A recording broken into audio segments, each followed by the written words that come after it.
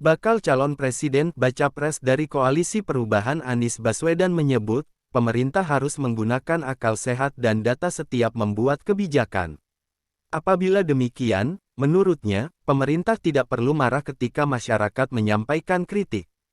Jadi karena itulah membuat kebijakan itu harus pakai akal sehat, membuat kebijakan itu harus pakai data, pakai fakta, kata Anies beberapa waktu lalu, seperti dikutip Sabtu tanggal 26 Agustus tahun 2023.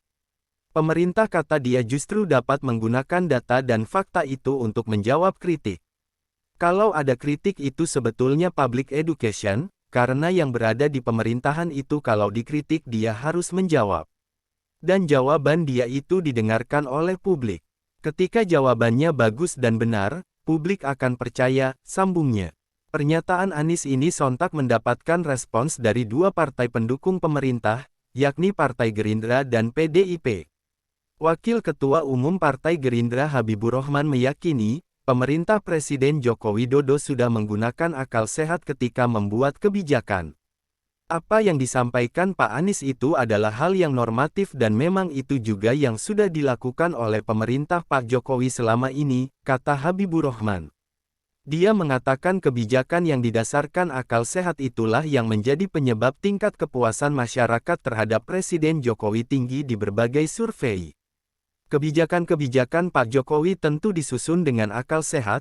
Kita tahu hasilnya saat ini tingkat kepuasan masyarakat terhadap kinerja pemerintahan Pak Jokowi mencapai 80%, ujar dia. Politikus senior PDIP Hendrawan Supratikno juga merespons ucapan Anies. Hendrawan mengatakan selama ini pemerintah tidak marah saat dikritik masyarakat. Selama ini juga tidak marah. Saya termasuk yang rajin menyampaikan kritik. Bisa diikuti dari notulen rapat atau pemberitaan media. Yang penting objektif dan konstruktif. Bukan hujatan dan fitnah, timpal dia. Di sisi lain, Hendrawan menuturkan bahwa pemerintah memang harus membuat kebijakan sesuai data dan akal sehat. Dia mengatakan kebijakan pemerintah yang didasarkan fakta tercermin dalam APBN 2024 yang memperkenalkan anggaran berbasis kesejahteraan. Secara moral etis, kebijakan harus mencerminkan nilai-nilai kebajikan sosial. Kebijakan harus didasarkan data yang akurat, data based policy, dan rasional. Dalam APBN 2024 bahkan diperkenalkan konsep anggaran berbasis kesejahteraan, welfare-based budget policy, sebutnya.